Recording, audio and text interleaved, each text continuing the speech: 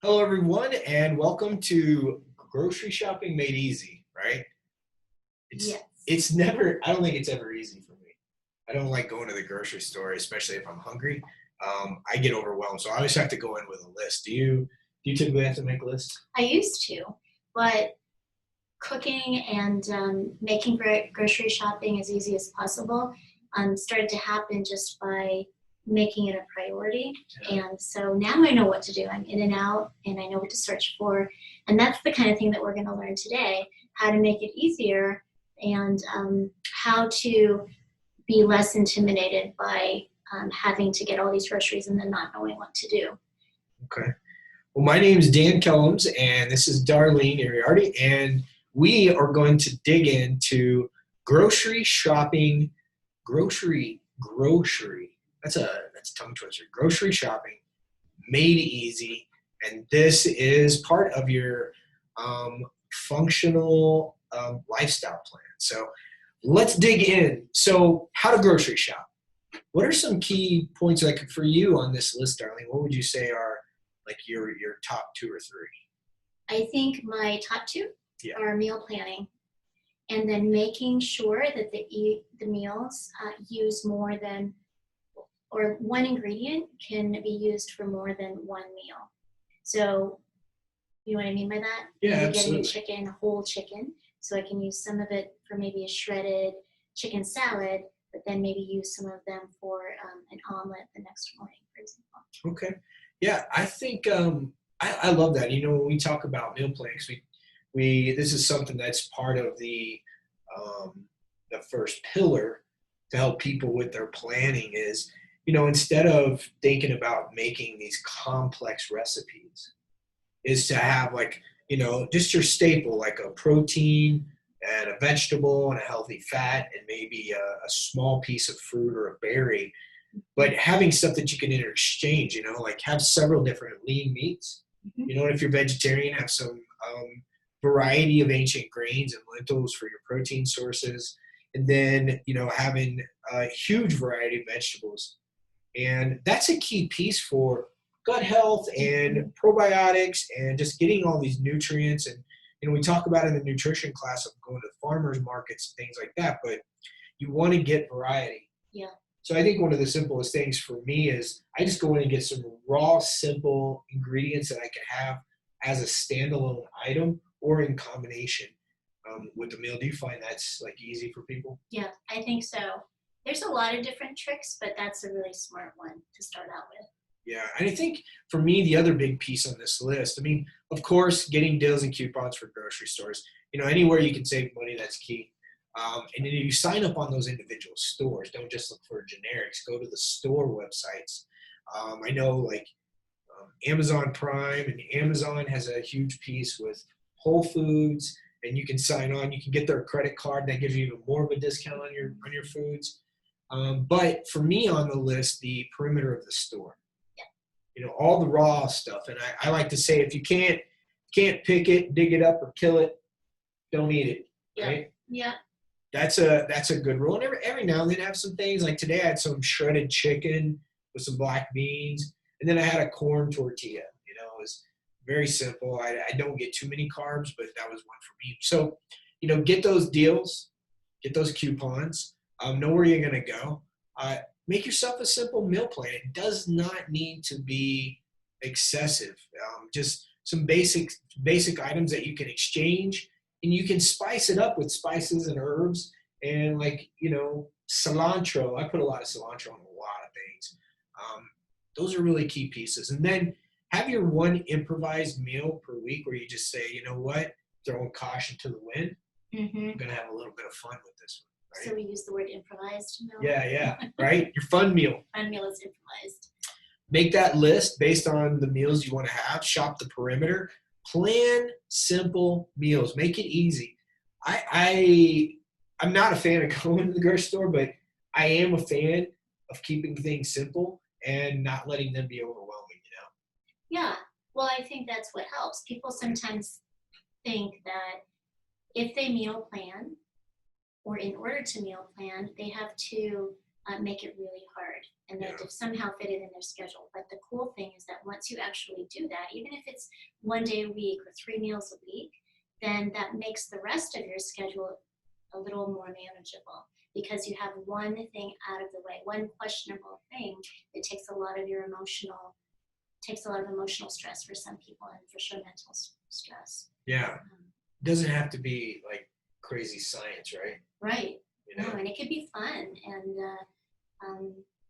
the cool thing too is when you start meal planning, you can keep track, and then that takes so much more guesswork out of it over time. Yeah. And it's almost, I created a menu for my children, for example, just have a picture and have what it is, and then some little plastic sheets and a binder, and they love that process. They just choose what they want, and then I get the basic protein, and then I shop for it and get the vegetables, and it's done. Yeah. So it helps this make it less stressful. Yeah, and you know, I've always just used the for like quantities, so I don't have to get into crazy meal prep and planning. Is I always say vegetables, each serving should be about the size of my fist. Mm-hmm. My meat about the size of the major thinner on the hand, and then you know oils about the size of the thumb. Yeah. And that's a really good like little simple idea to get it. What were you gonna say? Well, I would tell sometimes people just to take a big tablespoon and take maybe 3 of them, which is about that size. And then For your protein? well, for the oils. Oh, okay. And so if you're going to make your protein, just put it in there. So if you're making salmon or a steak, then use up the like 3 to 4 tablespoons or teaspoons of oil. Yeah. And then you're not having to necessarily put that off as a salad dressing, or find some ways to eat the healthy oils. Yeah. Yeah, those are great ideas. So, and then, you know, definitely don't go to the grocery store when you're hungry. Yeah, that's a bad idea. That's going to set you up for failure. And definitely stock up on sales items. You know, just watch your fruits and vegetables and make sure they're not too far out of date. You don't want to get them home and they just shrivel. And a shriveled avocado is just nasty to touch. But, you know, getting mold on some of your items, you don't want things that are really far outdated. So those are some key pieces to get started with. And as far as a meal plan, rice, pasta, lasagna noodles with spinach salad. I like to go more low carb, so I'll do like I'll use cucumbers or some type of squash, and I'll make noodles out of that. Yep. So I'm still getting carbs, but they're not simple carbs. And then I can add I can put it with salad. I get like one of my favorites that I don't make my own tomato sauce, but it's man, I can't remember. There's this what I think it's no, it's only got 3 letters like Zoe's or but anyway, it's a simple. It's just an organic, and that's what you want to look for. An organic, some type of sauce. And I just put it on there like it's spaghetti, and it's so good. Or you can use spaghetti squash. Again, these are not simple carbohydrates. Are going to spike blood sugar. You can do rice. Rice is not a problem. You just watch your pastas. You can cook gluten-free pastas. If you don't have a gluten sensitivity, have a little bit of freedom with it. You don't want to overdo it because eventually those will get anybody unless it's like truly an einkorn wheat. Another one of my favorites is like rosemary chicken. I love, adding the rosemary. You can also do like a baked sweet potato. Those are super good. Again, those are really good for your body, super healthy. Grass-fed beef burgers with a gluten-free bun, some grilled zucchini. That's making my mouth water. Yeah. Balsamic vinegar with a fruit cocktail for dessert. Just like, simple fruits. Go for your berries, and then papaya for your digestive enzymes, right? Maybe some pineapple for the bromelain. Yeah, love pineapple. But sometimes people want a little bit of a fun treat with these berries. And so one thing that we found is cinnamon is really good if you from time to time sprinkle it on your fruit cocktail. Yeah. And then you can see that there's grilled zucchini here. You could even use the grilled zucchini slices in place of lasagna noodles that we were talking about earlier. Yeah. So you can play. That's the whole point. You just get the basic staples and then some vegetables, and then maybe some spices and herbs, Yeah. and then you're never going to get bored. No, recently I started using a unsweetened coconut yogurt with a little bit of stevia in it to make like a whipping. Mm-hmm. And without the stevia, it tastes almost like sour cream. It's like a good sour cream alternative. Man, those are really good to throw on these things. Mm-hmm. Veggie stir fry, always a good option. Just pick a good, like one of your healthy oils with a high smoke point. I typically go avocado or olive on that. Or coconut. Yeah. And I've seen, a lot of people talk about the oils, like high heat can damage the olive oil, but I've actually dug into the research and that just wasn't the case. It doesn't break down and make it rancid. So it was 24 hours? Yeah. This test. Yeah. And it was 450 for 24 hours and it didn't break down. Yeah. Didn't become like bad fat. So those three sources, avocado, olive, and coconut, are really good oil sources. And then you can do it with or without chicken. You got your options there. Salmon with lemon. Just squeeze a little bit of fresh lemon on there, and a dill white rice. Dill's a nice thing to add into a lot of different options. Yeah, right? And it goes well. Lemon is great in those situations. And then always, every opportunity, just put a couple of tablespoons of oil.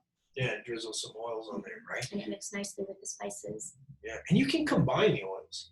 I've combined the oils quite a bit. I think it's a really good way to get those healthy fats, especially if you want to do a little bit more low carb and get the keto and get those healthy fats. Next one's Brussels sprouts, cabbage, kale, ground beef, onions, garlic, and balsamic vinegar. That's a good combination. It's really good. I even tried that before. I will bake Brussels sprouts and cauliflower quite a bit. Mm-hmm. I'll just put some oil on the pan, cut those guys up, and put a little bit of seasoning on them, throw them in the oven. Those are awesome snacks. Yeah, they are, and they're pretty addicting actually, especially if you add bacon bits to the Brussels sprouts. Yeah, right. That's a good top. I've done that bacon with a little bit of onion, and then Brussels sprouts is amazing. Mm-hmm. It's a good way to go. Lately, one of the things I've been doing a lot is using a crock pot. Mm-hmm. I'll put some vegetable broth or some chicken broth in the crock pot, about 2 inches. I'll put 2 big chicken breasts in there, throw some garlic cloves in, a little bit of spice, turn it on high for 4 hours. It's done in 3, mm-hmm. Ready to go, simple way. It's like the easiest way to cook. Yeah. Man, I do the same. It's so it can be so easy, and then you have healthy meals. They're delicious, and then you have less of a chance that you'll be out and about with no food and then make these impulsive purchases. Yeah, and the whole idea here is to make the grocery shopping part easy, so you just can add these combinations in here, and it makes it simple for you. A good grocery list, you take a screenshot of this, or take a picture with your phone. We'll leave that up there for a second. But these are just good things, that they're individual things, a lot of stuff that we've talked about that you can easily turn into a single meal item or build up. Yeah. If you want something for a snack or an actual meal, all of these are great options. I like Kerrygold butter in there. I'll put Kerrygold butter to get that good butyrate. If you're gonna use it for anything, like put it on fruits, if you're gonna do that, or certain foods, just watch for the salted versus the unsalted, right? Sure. Depending on what you're after there. So that's your grocery list. Really good, simple options. Breakfast ideas: get your leafy greens lightly cooked, fresh egg, green eggs and ham, right? You just do the green eggs. I'll just usually throw some olive oil in the pan, put some spinach leaves in there, let it simmer for a few minutes, mm-hmm. Open it up, crack an egg in there, close it till the eggs cook, take it out and eat it. Yeah, that's great. Super simple. I find that if I get this big tub of greens and I run out of time and I can't make a salad, then I'll just put them in the blender and then put them in a big bag, mm-hmm. so that in the mornings I can take some of it and then put it in scrambled eggs or an omelet. So I'm not always chopping fresh vegetables every single morning. So that way, yeah, you can make breakfast easy and delicious all the time. Make it fun. Nice and easy. Scrambled eggs and kale. I'm not a big kale fan myself, but that's a simple breakfast. The bulletproof coffee. This is one of my staples, Mm-hmm. which is you make some coffee, you put it in the blender, you put about a tablespoon of MCT oil or brain octane oil. It can be bulletproof brand or not. And then I'll put a tablespoon of grass-fed butter, the Kerrygold butter in there. Blend it. Sometimes I'll get cacao butter. Yeah. Throw that in there. It tastes more like a mocha. One of my favorite add-ins in there, and you'll find this at Whole Foods and Natural Grocers, and I think I've seen some at King Soopers, is that sweet leaf stevia. Oh. That's vanilla cream. Vanilla. You put like 4 drops in your bulletproof coffee. It tastes like a vanilla latte. Yeah, it so is. Good. Man, so good. You can also do this with tea. You can make like a Earl Grey tea, put some butter in there and blend it up, and it's super tasty. I haven't tried the tea. Yeah. Tim Ferriss calls it titanium tea. Got bulletproof coffee and titanium tea. Super good. What else do you need? Yeah. Gluten-free pancakes are an excellent option.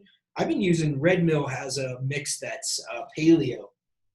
Some paleo. So it's low-carb gluten-free pancakes. So those are, they really, really, you're going to go pancakes because it'll stick like crazy in the waffle iron. I don't care how much oil you use. They'll destroy your waffle iron. Just a heads up. Just a heads up. Lunch ideas. Leftovers are it's always a great idea.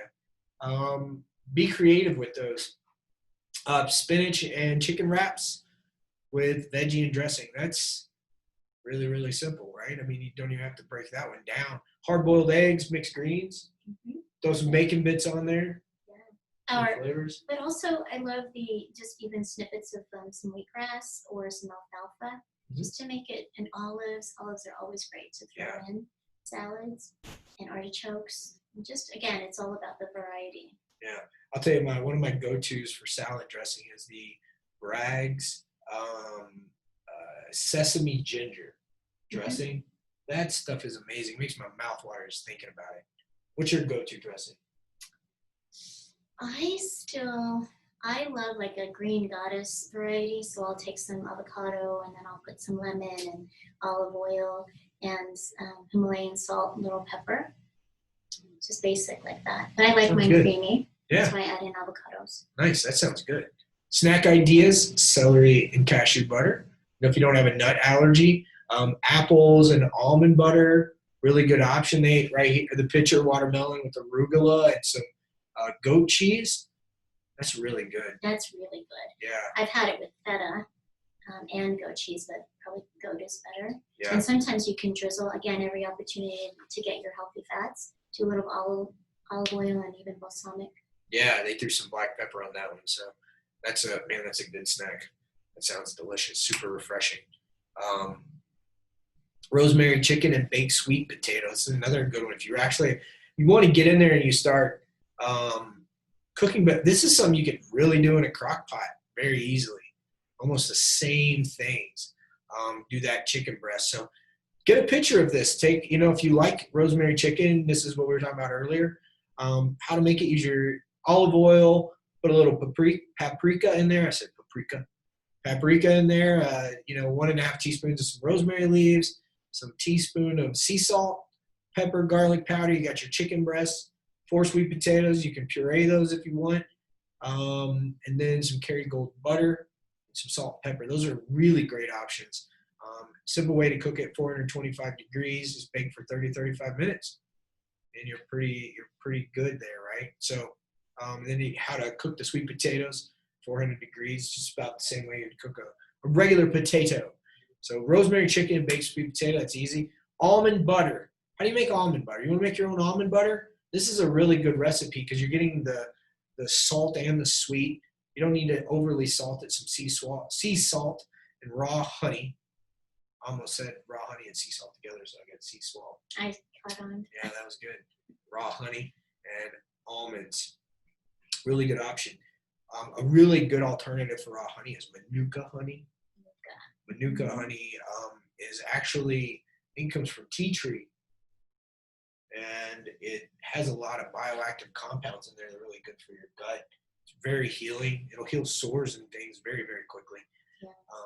But you put those in your food processor for 8 to 12 minutes, and then you just scrape the sides, put your honey and your salt in there, stir it in by hand, and then you get your butter. I'm reading way ahead of myself today.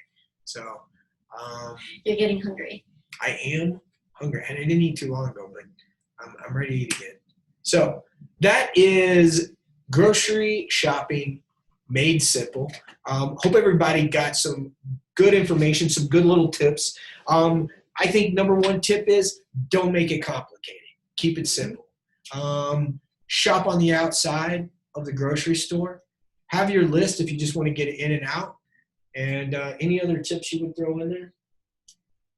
I would say use it to your advantage rather than recreate a list every week. Just have a little folder and then keep your list handy and just shop from it. Don't cross it out and don't throw it away, but just reuse it, because basically you're going to be discovering what foods work best for you and what foods to avoid. So just keep the staples really easily accessible. Yeah, get yourself, have a healthy protein source for each meal. Have yourself 2 vegetables for each meal, and some type of berry or low glycemic fruit like your apples, watermelon, cantaloupe. Those are typically low glycemic.